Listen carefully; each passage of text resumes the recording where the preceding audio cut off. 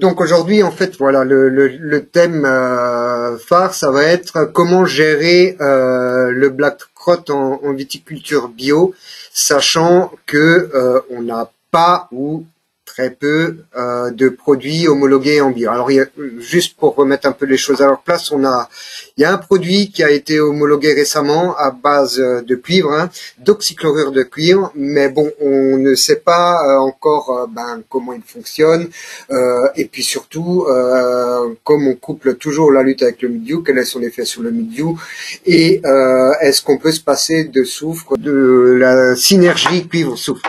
Donc ça, c'est une question qui se pose et il va falloir faire des essais sur cette chose-là.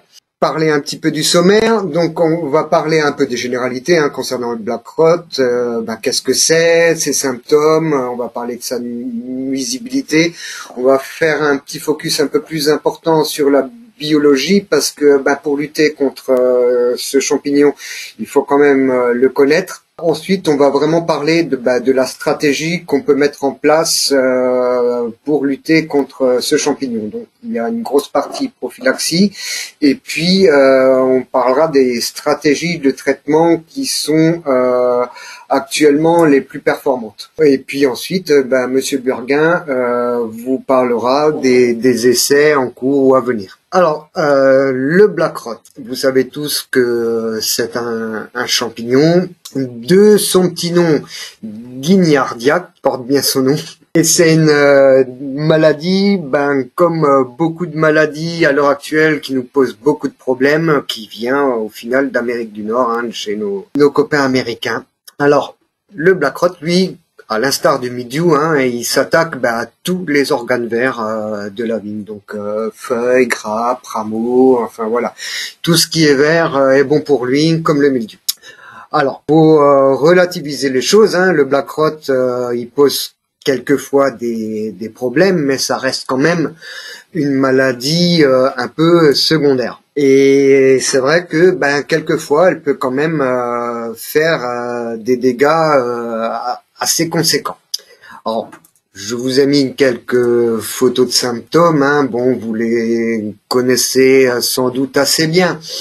Donc, sur feuille, la première des choses qu'on voit, ça va être la photo en haut à gauche où on a cette tache brunâtre et on voit petit à petit apparaître des petites ponctuations noires qui vont être source de contamination. On verra ça un petit peu plus loin. Ensuite, c'est possible qu'on envoie sur des rameaux et sur des rafles aussi.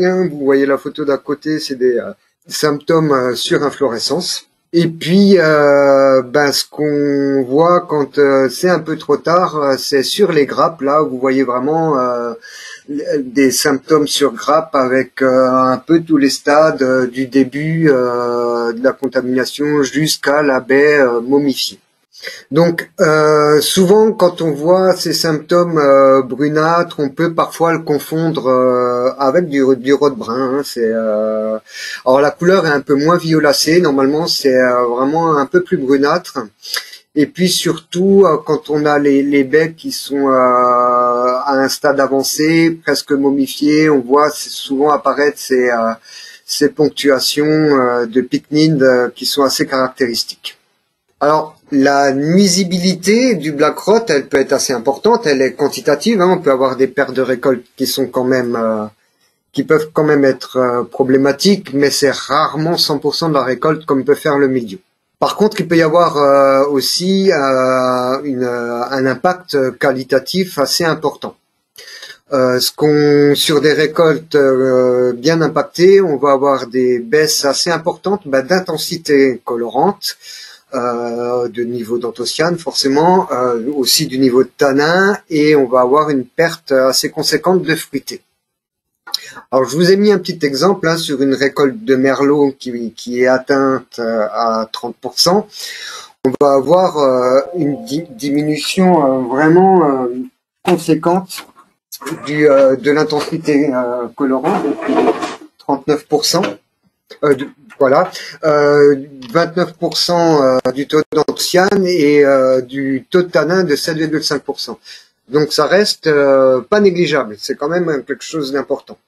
Quelques mots sur la biologie du black rot, parce que pour comprendre son fonctionnement, c'est assez important. Alors d'abord, on va parler de sa forme de conservation et la source d'inoculum qui en découle. Quand on est en hiver, le black rot se conserve sur différents organes. Donc d'abord, ce qu'on voit sur l'image en bas à gauche, ça va être les baies momifiées, hein, ça c'est une source très importante. Mais il va y avoir aussi quelques petits grappillons qui n'ont pas été récoltés, qui vont rester sur la vigne. Il va y avoir des vrilles aussi qui vont être restées accrochées au fil de fer. Il va y avoir bien sûr toutes les feuilles qui sont tombées au sol. Les chancres aussi qu'on peut, des petites ponctuations noires qu'on peut voir parfois sur les sarments, et une source d'inoculum importante avec lesquelles malheureusement on peut pas faire encore grand chose, ça va être aussi les parcelles abandonnées. On va en parler un peu plus loin. Toutes ces façons de se conserver en hiver vont faire qu'on peut avoir plus ou moins au printemps une source d'inoculum assez importante. Je vous ai mis quelque chose, un petit attention là. Quand on récolte à la machine à vendanger, en général, toutes ces baies momifiées, elles ne tombent pas.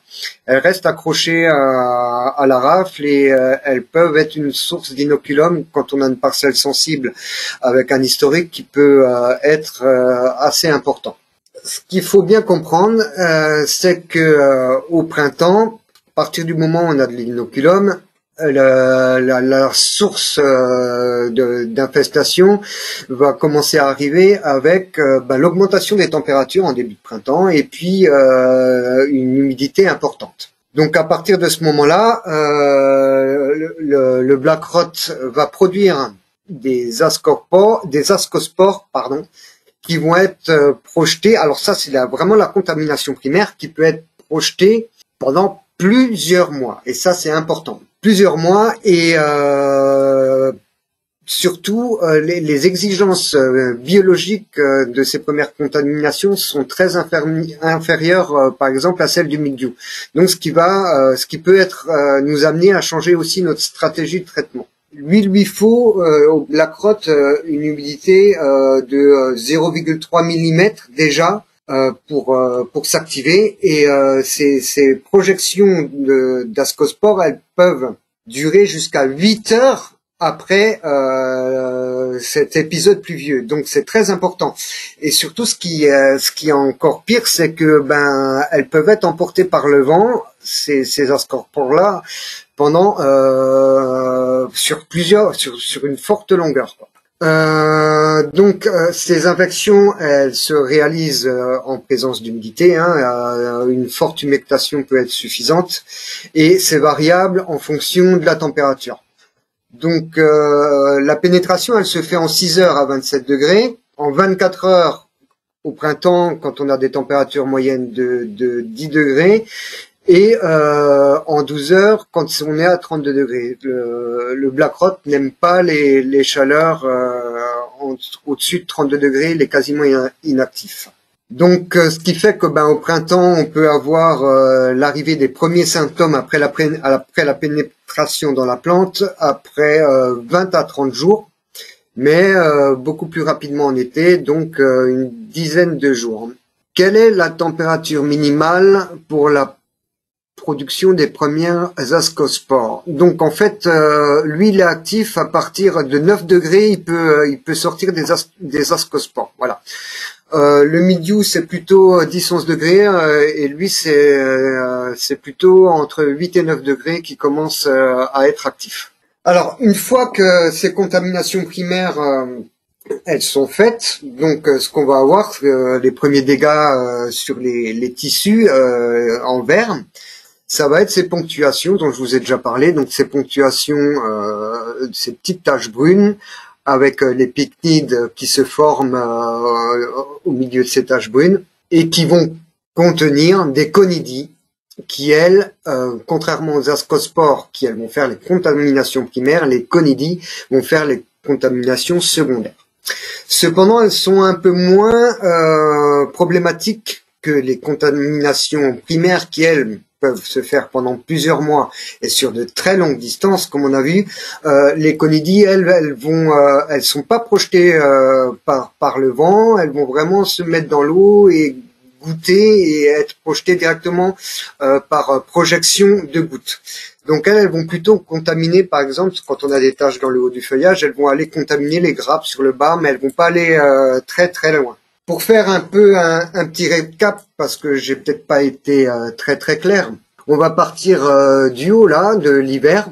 Donc source d'inoculum, c'est les baies momifiées ou les taches sur rameaux ou sur riz qui vont produire des péritès. Donc ça va être la forme de conservation hivernale.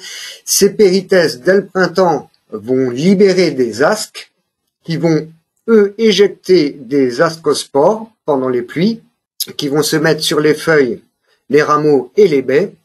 Comme c'est faisable plusieurs mois, ça risque d'aller aussi sur les baies. Ensuite, il va se développer les pycnides sur ces lésions-là, qui vont produire des pycniospores qui, eux, vont contaminer de nouveau les organes verts. Et au final, en fin de saison, il va y avoir à nouveau une production de péritès pour repartir sur un nouveau cycle l'année d'après. Donc il y a des facteurs forcément qui influent sur le développement du black rot. Alors on va parler de la sensibilité du cépage, hein, ça c'est quand même un facteur important. On sait qu'il y a des cépages qui sont plus sensibles que d'autres, et notamment les blancs. Malheureusement, c'est pour ça qu'on a quand même pas mal de soucis parfois dans les Graves, dans les côtes de Bordeaux, du côté de Loupiac, Saint-Macaire, là où on produit un peu plus de blanc et notamment un peu de liquoreux avec le sémillon, la muscadelle. Le Sauvignon aussi est plutôt sensible. Le Cabernet Sauvignon, par contre, l'est beaucoup moins. Et le Merlot, il a quand même une sensibilité notable. Même si elle est moyenne, on peut se retrouver quand même avec pas mal de taches et de black rot sur grappe sur le Merlot. Voilà. Et bien sûr, le principal facteur influençant le développement du black rot, ça va être le climat. Donc, comme je vous le disais, la température est un facteur prépondérant et surtout l'humidité. Donc lui, il peut déjà commencer à se développer à partir de 9 degrés. Donc c'est pour ça que souvent au début de saison, on commence la protection mildiou un peu plus tard, parce que les conditions sont pas toujours réunies pour le mildiou, mais par contre pour le black rot, il peut déjà être efficient. Donc lui, il a un maximum à 32 degrés où là il est plus actif, et puis les conidis en général se dessèchent, et son optimum se trouvant à 26 degrés. Donc lui, à 26 degrés avec une humidité relative importante, un temps tropical quoi, il est aux anges. Alors, un autre facteur qui influence énormément le développement du black rot, forcément, ça va être la réceptivité des organes. Alors ça, c'est important. Parce que en fait, la réceptivité des organes pour le black rot, elle est complètement différente du mildiou. Et c'est là où quand on a des problèmes de black rot, il faut un peu dissocier à ce moment-là la protection contre le mildiou et contre le black rot, parce que dès la sortie des feuilles, alors que le mildiou c'est plutôt 3-4 feuilles étalées, pour le black rot c'est dès la sortie des feuilles qu'elles sont réceptives. Et comme en plus il a une température minimale qui est inférieure au mildiou, donc on peut avoir les premières contaminations très très tôt. Donc ça c'est important à vraiment garder en tête. Lorsque la croissance de la plante s'arrête, et surtout lorsque les feuilles sont assez épaisses, sont bien vert bouteille et qu'elles poussent plus, là la sensibilité elle est beaucoup moindre. Et en général, quand on a un arrêt de croissance et qu'on n'a pas de jeunes feuilles, on est à peu près tranquille sur le feuillage. Concernant les grappes, comme on a vu, on peut avoir des contaminations sur inflorescence assez tôt. Par contre, sur les baies, elles vont la Bon, disons la sensibilité, ça va être plus simple. Elle va commencer à partir de la nouaison, a priori pendant la période chute des capuchons floraux, c'est pas très sensible, mais ensuite ça va être très sensible jusqu'à la fermeture et la sensibilité va diminuer jusqu'à la véraison, un peu comme le mildiou. Voilà ce qu'on peut dire là-dessus. Le point clé à comprendre, c'est vraiment la sensibilité qui démarre très très tôt en saison. Alors, voilà, je vous ai fait un petit récap parce que ce qu'il faut retenir, et ce qui est très important, ça va être que le Black Rot, il a des exigences climatiques largement inférieures au mildiou. Et que la sensibilité de la vigne, elle est plus précoce que pour le mildiou. Il peut se conserver sur le cep, que pour la contamination, comme on l'a vu, les deux facteurs principaux, c'est la température et l'humidité, et surtout que le vent peut apporter des ascospores assez loin. Et c'est pour ça que quand on a des parcelles qui sont pas très loin, qui sont pas traitées, qui sont abandonnées, ça peut être relativement problématique. Alors c'est pas le seul problème, on le sait très bien. Pour la cicadelle de la flavescence dorée, ça reste aussi un problème pour pas mal de choses. Mais voilà, il faut pas perdre de vue que pour le Black Rot, ça peut aussi être une source d'inoculum importante. Et ça, justement, dans les secteurs comme les Côtes de Bordeaux ou les appellations Bordeaux génériques, où il y a beaucoup à l'heure actuelle de parcelles à l'abandon, c'est une source de problèmes supplémentaires. Alors, on va parler de la lutte.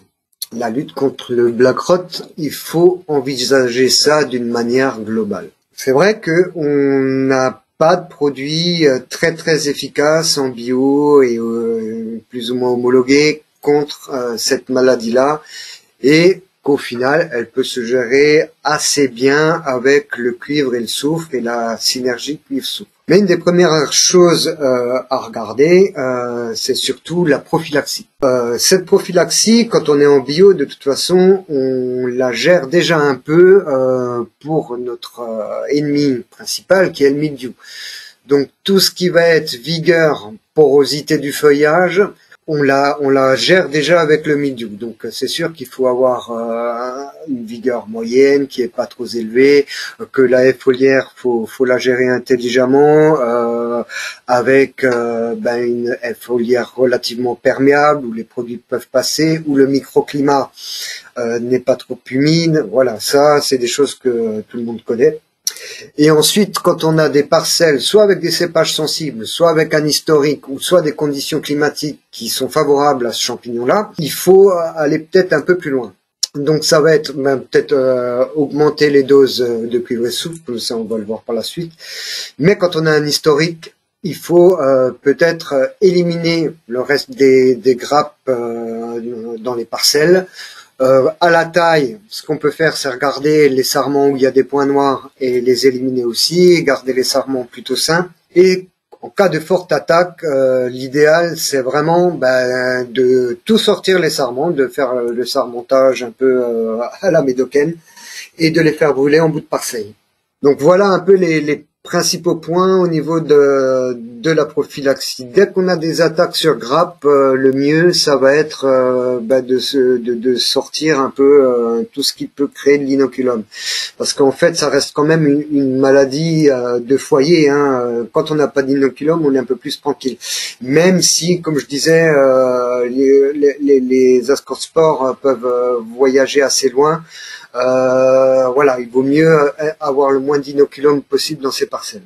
Pour la stratégie de traitement pur et dur. Donc ce qu'on va utiliser comme produit, il n'y a pas de révolution, il n'y a pas encore de produit miracle. Ça va être encore à l'heure actuelle le plus efficace, c'est l'assemblage de la synergie de cuivre et de soufre. Ça va être de commencer très tôt.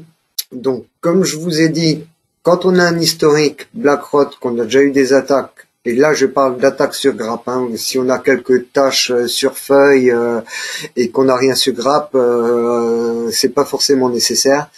Mais ça va être de commencer tout de suite dès la sortie des feuilles. Donc pas attendre le stade 3 feuilles étalées comme on fait en général pour la protection mildiou, mais dès vraiment la sortie des feuilles de positionner un soufre. Voilà, donc on va voir après les doses et je vous ai fait un tableau avec un peu les différentes stratégies qu'on peut mettre en place.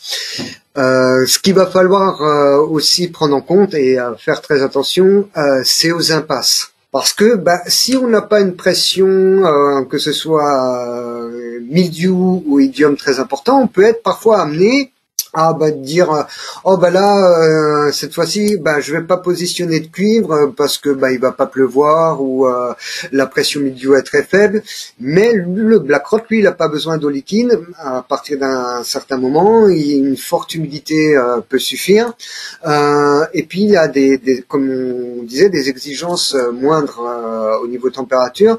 Donc on peut faire parfois l'impasse au niveau de nos stratégies de protection mildiou et oïdium, et ça peut profiter au black rot.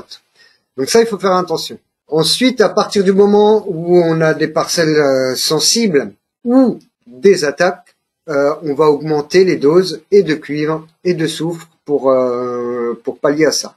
Sylvain, j'ai une question. Oui, je t'écoute. Moi, je commence très tôt avec du polysulfure sur les. C'est bon ça ou Alors, je ne connais pas. Répète-moi le nom du produit. Le nom c'est bouillie nantaise ou soufre oligo. D'accord. C'est du. Alors, qu'est-ce que tu en penses en fait de ça, quoi? En fait, c'est assez haché, je t'entends très mal. Donc, en fait, il est à quel dosage il est dosé en soufre? Tu le sais? C'est que du soufre. En fait, c'est du soufre liquide. C'est du polysulfure en soufre liquide. C'est des bidons de 10 litres. D'accord, ok. Bon, après, tout dépend de la dose. Si t'as des problématiques déjà de black rot au départ, t'as des parcelles sensibles ou avec un historique? Non, c'est pas que pour contre le black rot, c'est pour faire un nettoyage d'hiver, quoi. En fait, avant, j'avais de l'argot. Et voilà, j'en mets 6 litres hectares à peu près. D'accord. C'est du polysulfure de calcium, du coup, comme matière active. Ouais, c'est ça, ouais.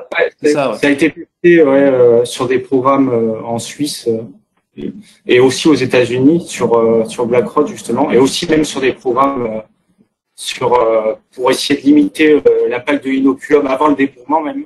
Ça a été utilisé. Et il y a sur les résultats, on va dire qu'on est plutôt sur des efficacités modérées en général, à faibles, voilà. Enfin moi c'est ce que j'ai vu dans la bibliographie, mais c'est des produits qui pourraient être retravaillés à l'avenir, mais qui sont pas homologués, on va dire, sur black rot encore en Europe, quoi. Mais les résultats étaient pas, enfin, sur les publications que j'ai vues, il n'y avait pas de résultats vraiment frappants pour l'instant sur des applications, en tout cas hivernales, quoi, sur de l'inoculum avant débourrement, quoi. Xavier, qu'est-ce que voilà, c'est que ce produit, en fait, il faut le passer avant débourrement, parce que c'est tellement agressif que ça fait ça brûle les feuilles, quoi. Mais aux États-Unis, il est aussi utilisé en saison, peut-être à des dosages inférieurs, mais c'est un produit qui est homologué sur rhodium aux États-Unis et qui est utilisé très couramment en agriculture biologique. Qu'est-ce que tu préconises comme forme de soufre, Xavier, toi, en début de saison? Xavier? Comme forme, tout ce qui est soufre mouillable, ça marche bien. C'est des produits qui ont des efficacités, on va dire, sur à la fois le taux de germination des conidies et des apressoriums. Et après, il y a aussi des essais qui avaient été menés sur plantes en pot en Suisse. Donc, soufre et cuivre, ils vont avoir des effets sur la germination des conidies, bien sûr. Mais le soufre a une meilleure efficacité que le cuivre, en tout cas d'après les essais labos qui ont été faits en conditions contrôlées. Okay. Sachant qu'il faut pas s'attendre si ils sont jugés avec une bonne efficacité préventive d'une certaine manière sur les tests qui ont été effectués. Par contre, il faut pas s'attendre à une efficacité curative qui n'a pas été validée par contre au laboratoire ou alors avec des infimes d'efficacité. D'accord. Donc voilà, on va reprendre un peu le résumé. Donc Si on n'a pas de pression, pas d'attaque pendant les 2 années précédentes, on va pas avoir de stratégie particulière. Hein. Il y a pas non plus de panique à avoir. On gère notre protection de manière classique. Ensuite, on va gérer le reste de la saison en fonction de la pression BlackRock, hein, suivant les conseils des techniciens, du bulletin de la santé végétale, s'il y a une forte pression ou pas. Si on a une forte pression, on va peut-être un peu augmenter les doses. Et si on a une forte pression avec des attaques les années précédentes, on va faire cette protection beaucoup plus précocement et surtout ensuite, s'il y a encore des contaminations, on va resserrer les cadences et monter les doses. Alors je vois qu'il y a une question. Alors oui, Frédéric, effectivement, la question c'est ce premier traitement précoce n'est à base que de soufre, pas de cuivre plus soufre.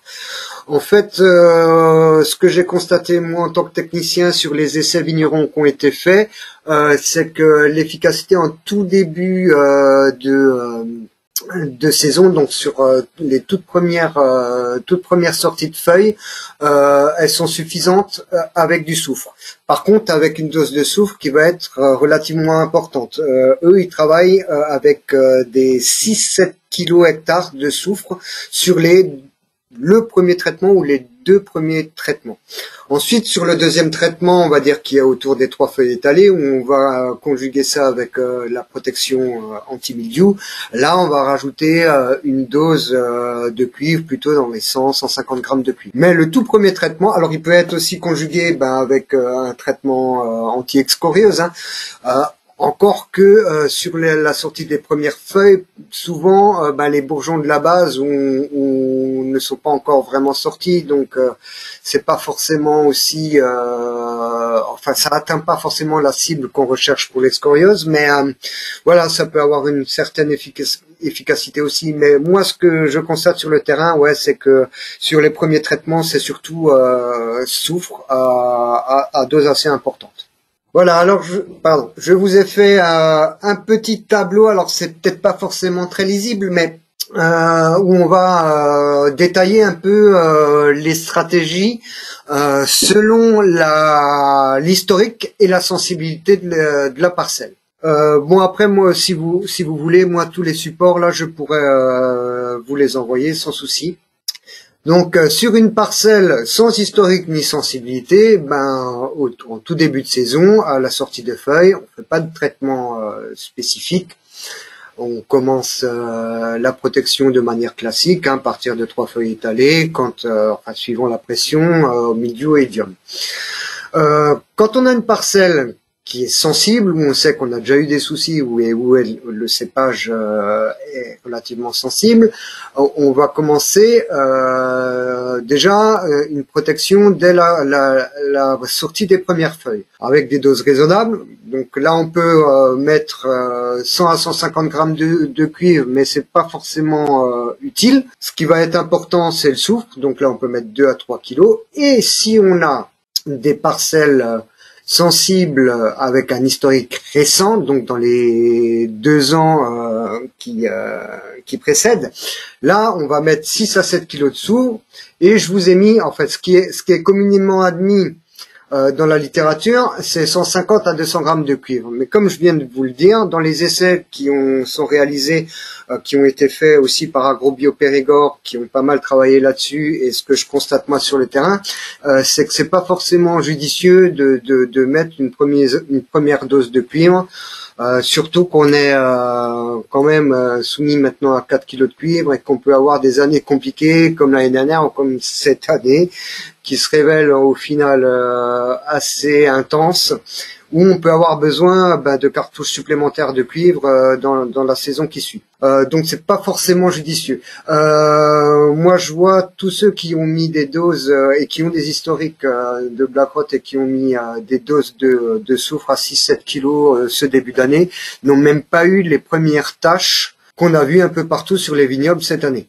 Donc, à partir du démarrage de la protection midwoedium, en début de saison, à partir de 3-4 feuilles étalées, on va avoir une protection classique selon la pression sur une parcelle normale, et on va avoir toujours là, on va mettre la première dose de cuivre sur une parcelle sensible à 150 grammes, ce qu'on fait classiquement aussi en général, même si parfois on peut commencer plutôt autour des 80-100 grammes.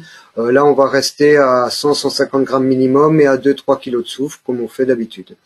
Par contre, sur les parcelles avec historique et récent et sensible, on va rester 6-7 kilos de soufre. Et ensuite, la protection, elle va rester relativement classique, sauf pour les parcelles à historique récent, on va garder des quantités de soufre plus autour des 6-7 kilos que 3-4 kilos comme on fait de manière classique. Ensuite, même si on a une parcelle qui n'a pas d'historique ou qui n'est pas sensible, si on commence à avoir quelques symptômes, on va augmenter les doses. Donc on va plutôt taper autour des 300-400 kilos de cuivre, voilà, et puis rester à 6-7 kilos de soufre.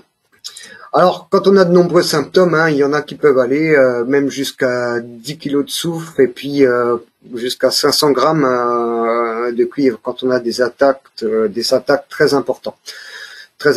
Bon, après ça peut poser d'autres problèmes, notamment au niveau des cumuls de cuivre. Parce que là, 500 grammes d'un coup, on limite fortement les cartouches qu'on peut tirer. Et 10 kilos de cuivre et 2 kilos de soufre, ça peut, en cas de forte chaleur, on peut avoir d'autres soucis, notamment de brûlure. Donc je vais laisser la parole à Xavier qui va nous présenter l'état des lieux de la recherche à l'heure actuelle et des projets qui sont en train de mettre en place avec les différents partenaires de l'IFV. Donc oui, c'est pas un état des lieux, c'est juste pour présenter un projet qu'on a déposé l'année dernière à l'appel à projet France Agrimaire, donc qui s'appelle Zéro Black Rot. Donc l'idée de ce projet, c'était de créer des stratégies de lutte contre le black rot, à la fois pour les viticulteurs conventionnels, biologiques, voire aussi pour accompagner le déploiement des variétés résistantes, puisqu'on les sait très sensibles au black rot. Et on voit sur de nombreuses parcelles de variétés résistantes des dégâts vraiment très très importants, une sensibilité supérieure même à des cépages classiques. Voilà. Donc ça, c'est un projet de 3 ans. Donc c'est un projet national. Donc on a réparti le partenariat est réparti, on va dire, au niveau des vignobles aussi où il y a une pression black rot assez importante. Donc la Nouvelle-Aquitaine,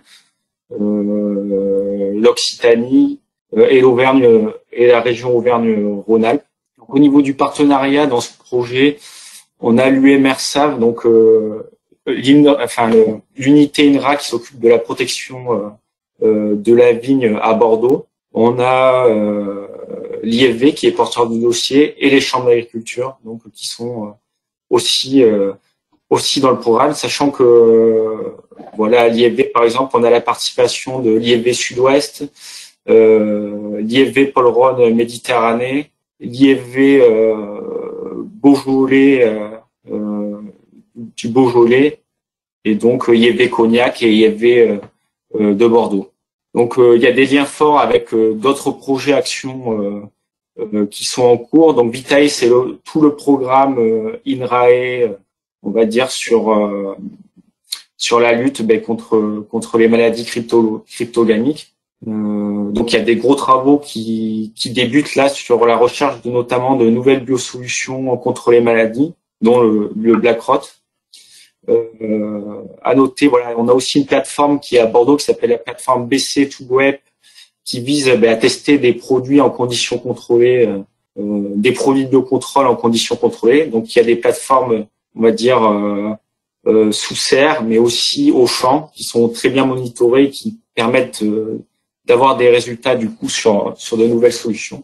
Donc cette plateforme, elle sera elle est aussi mobilisée dans le cadre du projet. Et il y a aussi d'autres projets comme Visa, par exemple, qui visent à mesurer les sports dans l'air, par exemple, qui peuvent être des indicateurs intéressants pour avoir des nouveaux critères, on va dire, de pilotage des traitements. Et bien sûr, notre plateforme DeciTrate, donc où il y a besoin aussi on va dire, d'un module BlackRock qui manque beaucoup actuellement, on va dire, sur notre OAD. Donc là, ensuite, plus au niveau opérationnel et au niveau des actions. Donc, on a ciblé plusieurs points à aborder. Donc, déjà, dans ce projet, on a l'objectif de faire un état des lieux, une étude et une validation des différents modèles qui sont disponibles actuellement. Donc, nous, on a un modèle en local, potentiel système, mais il y a aussi d'autres modèles qui fonctionnent à l'étranger, comme par exemple en Italie avec le modèle CAFI, ou en Suisse avec le modèle Vitimétéo. Donc ça, c'est des modèles qu'on souhaite travailler. Donc dans l'objectif, bien sûr, d'une part, de mieux évaluer la pression pour peut-être mieux ajuster les doses de produits, mais aussi, bien évidemment, réussir à mieux positionner les produits dans l'itinéraire du viticulteur. Donc on va avoir aussi une action 3 qui va être vraiment plutôt là sur du screening de solutions de biocontrôle au laboratoire et dans des conditions contrôlées de serre. Donc ça sera une action qui va se dérouler à l'INRAE de Bordeaux. Donc là, l'idée, c'est d'essayer de trouver on va dire, de nouvelles biosolutions, voire de nouveaux modes d'action contre le Black Rot. Voilà, sachant que actuellement, sur la liste biocontrôle, il n'y a aucune solution qui est homologuée sur Black Rot, donc il y a un réel besoin. Est-ce que vous avez déjà des pistes de produits ou de choses de solutions peut-être à envisager? Alors sur les pistes, il y a des produits où on sait alors ouais, il y a des produits aussi qui sont pas autorisés en agriculture biologique qui sont des pistes. J'allais partir là-dessus, mais par exemple, il y a des micro-organismes comme des bacillus où il y a déjà eu quelques résultats au niveau international et qui pourraient être testés au laboratoire. Il y a tout ce qui est huile essentielle aussi. Là aussi, il y a eu des résultats au niveau international. Par exemple, l'huile essentielle d'orange douce, elle n'a pas été évaluée encore sur Black Rot et elle pourrait avoir une efficacité, on va dire, partielle. Après, en termes de produits, je regarde, il y a aussi des préparations à base de plantes qui étaient ciblées. Voilà. Après, les bicarbonates de potassium aussi pourraient avoir une efficacité sur Black Rot. Après, voilà, il y a des résultats très contradictoires sur les bicarbonates de potassium. À la fois aux États-Unis, il y a eu des résultats plutôt positifs, et à la fois en Allemagne, sur des études qui avaient été faites sur des plantes en pot, on a des résultats plutôt décevants. Voilà, donc sachant que voilà, on souhaite aussi travailler tout ce qui est stimulateur de défense des plantes, qui par contre n'ont pas du tout été étudiés au niveau international. Et je pense que l'INRAE de Bordeaux est à la pointe dans ce domaine. Donc, je pense c'est peut-être une voie aussi sur lesquelles on va aller au final. Mais voilà, il y a un gros boulot aussi pour créer, on va dire, des dispositifs d'évaluation des différents modes d'action, puisqu'il y a aussi un travail pour être objectif sur tous les modes d'action, c'est-à-dire sur Bacillus, sur SDP, on va pas avoir les mêmes protocoles d'évaluation des produits. Et ça, c'est des choses qu'on est en train de travailler avec l'INRAE en ce moment sur les procédures d'évaluation des produits sur Black Rot. Voilà. Donc ça, c'est une action phare du projet, puisque voilà, on souhaite à l'issue de cette sélection de nouvelles biosolutions les tester, on va dire, sur des plateformes expérimentales, à la fois sur des variétés résistantes, mais aussi sur des variétés classiques. Donc là, sur des dispositifs en micro-parcelles, on va dire répétés. Donc on a quand même, après je dirais ce qu'on a commencé à faire cette année. Et en dernier lieu, il y a une action 5 où là on sera plutôt sur, on va dire, disons qu'on va essayer d'avoir des briques, des produits avec des efficacités, on va dire complètes ou partielles. Et ensuite, ces briques, on va essayer de les mettre en forme sous forme de stratégie, on va dire dans l'action 5, plutôt sur des réseaux viticulteurs. Donc là, avec l'appui de la Chambre d'agriculture, notamment pour déployer les réseaux grandes parcelles. J'ai une petite question. Est-ce que vous m'entendez? Oui, bien sûr. Alors là, vous avez parlé des variétés résistantes. Donc j'ai entendu qu'il n'y avait pas de variété résistante au Black Rot. Cependant, est-ce que déjà ces variétés résistantes permettent d'entre guillemets de diminuer les doses de cuivre et soufre qu'on applique dessus pour ne pas avoir de contamination au Black Rot? Je dirais que non, puisqu'ils sont encore plus sensibles que des variétés classiques. Hein, donc, je pense que ça va être difficile. Peut-être ça va permettre du coup, en diminuant les doses de cuivre sur le mildiou, peut-être que ça peut permettre de plus axer sa protection sur Black Rot. Et ça on va dire si on a des moyens peut-être que si on a une gestion clean jusqu'à la floraison, on peut peut-être baisser le pied ensuite, on va dire, ce qu'on peut pas faire actuellement sur une variété sensible au mildiou en termes de dose de cuivre métal hectare, peut-être. Après, on va dire l'association viticulture biologique cépage résistant, elle a encore très peu été testée, donc j'ai pas trop de recul, j'ai pas trop de recul là-dessus encore. Donc si je reprends le cours de mon diaporama, donc on avait prévu cette année de créer une méthode pour évaluer les modèles, on va dire plutôt sur des données historiques qu'on a à l'IFV via notre réseau de témoins non traités. Donc on voulait revenir un peu sur les modèles Morin 84 qui a été développé par la Chambre d'agriculture du Vaucluse, Vitimétéo et aussi Potentiel Système cette année, sachant que on est ouvert. Il y a aussi d'autres modèles comme RIMPRO et aussi CAFI, comme je disais tout à l'heure, qui sont aussi intéressants et qu'on a pour objectif d'évaluer dans la suite du projet. Il y a aussi un enjeu aussi d'évaluation, de développement du Black Rot sur des variétés résistantes qui pourrait être assez différente du développement qu'on peut avoir sur une variété classique, puisqu'on n'a pas les effets, on suspecte des effets un peu d'interaction aussi entre les maladies. Donc ensuite, sur l'action 3, donc on a sélectionné quelques biosolutions à évaluer dès cette année. Donc là, pour l'instant, on s'est plutôt positionné sur des réductions de doses de cuivre, de soufre, adaptées, on va dire, à la pression maladie et aussi à la biomasse présente au vignoble. On va tester aussi l'hydrogénocarbonate de potassium, donc à pleine dose, l'huile essentielle d'orange douce et les phosphonates de potassium, donc qui est un produit qui pourrait avoir une bonne efficacité, je pense, sur Black Rot, mais qui est pas homologué en agriculture biologique. Malheureusement. Ouais. Mais en Allemagne, il y a un produit qui s'appelle Botanigard, je crois, où il y a des phosphonates à l'intérieur qui est homologué en agriculture biologique, il me semble. Voilà. Et où il y avait des résultats qui étaient intéressants, justement. Alors, je veux pas dire de bêtises, mais il me semble qu'effectivement, à un moment donné, ça avait été homologué sur vigne en Allemagne, mais que l'Europe a fini par l'interdire aussi. Parce que comme le cahier des charges est devenu européen, ils ont plus cette particularité-là. En tout cas, ça marchait bien sur les essais de 2008 à 2010 que j'avais eu. En effet, ce qui nous manque en bio, c'est un produit qui est à l'abri du lessivage. Tout le monde le sait à l'heure actuelle. Il pleut 100 mm en une semaine, on passe 3 fois. Voilà.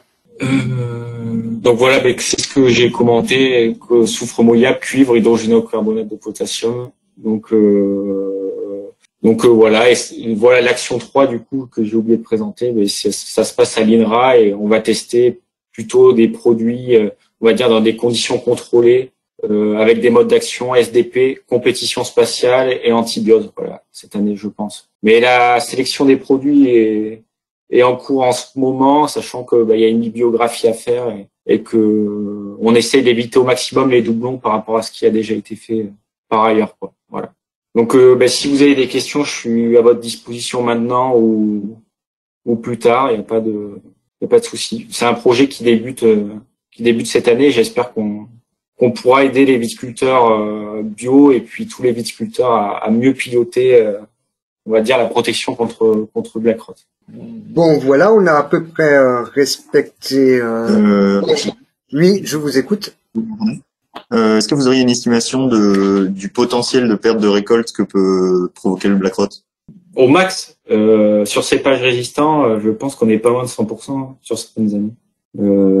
Tout est, enfin, si on laisse se développer de A à Z avec une pression inoculum importante en début de saison, oui, on peut atteindre facilement, on peut détruire l'ensemble des récoltes. Quelqu'un d'autre? Oui, c'est par rapport au zinc. Est-ce que vous avez prévu de le tester, puisque dans les campagnes, il se dit beaucoup de choses. Donc, est-ce que vous avez des résultats? Est-ce que voilà. C'est un produit qu'on a ciblé. Enfin, moi, j'entends tout le temps mes viticulteurs bio charentais qui me disent qu'ils mettent du zinc à tous les traitements. Donc, on voulait le mettre au labo, ouais, pour voir ce qu'il donnait. D'accord, mais rien n'a été fait aujourd'hui. Vous qui avez fait de la bio. Rien n'a été fait à ce jour, et je dirais même que moi, ce que j'ai vu, faudrait que je regarde, mais ce que j'ai vu dans la biblio, c'était pas forcément positif, je crois. Enfin, ce qui avait été testé en Allemagne, sous serre, il y avait 0 résultat, quoi. Enfin, c'était pas efficace, selon. Voilà. J'ai vu la même chose. J'ai vu la même chose que vous.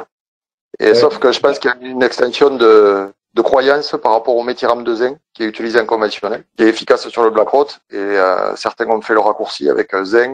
Donc du coup, aujourd'hui, se vend du zinc pour du Black Rot qui, à mon avis, ne fonctionne pas. Ouais, c'est moi une hypothèse qui ferait que peut-être il y aura un effet du zinc. Ça serait un effet, on va dire, sur la santé de la plante par rapport à des carences ou autres. Mais une fois qu'on en a mis X fois, je pense que honnêtement, je vois pas. J'ai peur que ça soit un ajout, ça soit une perte, quoi. Enfin, ça soit une dépense, on va dire, superflue, quoi. Mais ouais, ça vaudrait le coup. On y pense et c'est quelque chose qu'on va tester dans le projet. Ça serait intéressant parce qu'au moins ça mettrait tout le monde d'accord. J'avais une question aussi. On vous écoute. En fait, l'enjeu, c'est on est dans les diminutions de doses de cuivre et de soufre parce qu'au final, il y a quand même une bonne protection possible déjà. Enfin, je veux dire, on peut se débrouiller avec la maladie, avec justement la synergie cuivre et soufre. Mais là, si on recherche de nouvelles solutions, c'est dans l'objectif de diminuer ces doses-là et aussi pour ce qui concerne les cépages résistants. Enfin, savoir si j'avais bien compris. L'objectif, c'est de trouver des nouvelles biosolutions qui puissent nous aider à diminuer les doses de cuivre et de soufre ou voire à remplacer ces produits, quoi. Voilà. Mais bon, je sais pas on sait pas encore sur quoi, les produits je sais pas si on trouvera le produit miracle, c'est clair. Oui, effectivement, Frédéric, vraiment l'enjeu, ça va être parce que dès qu'on commence à avoir des symptômes sur la vigne, on est obligé de monter assez drastiquement les doses de cuivre. Et ça reste quand même problématique. On sait que pour être vraiment efficace sur le Black Rot, en dessous des 350 grammes, on fait rien, quoi. Donc effectivement, à chaque traitement, on monte assez rapidement le cumul de cuivre. Donc si on peut trouver des solutions qui nous permettent de garder des quantités de cuivre raisonnables pour lutter contre le mildiou, parce que ça, de toute façon, on n'a pas encore de solution, et d'être plutôt ça au niveau du Black Rot, c'est tout bénef, quoi. Je pense qu'on va clôturer. Alors, surtout, s'il y a des questions qui vous viennent, vous pouvez me joindre par mail ou par téléphone. Vous avez eu mes coordonnées dans le mail que je vous ai envoyé pour vous connecter. Et moi, je peux faire le relais avec Xavier, ou vous pouvez peut-être aussi contacter directement Xavier.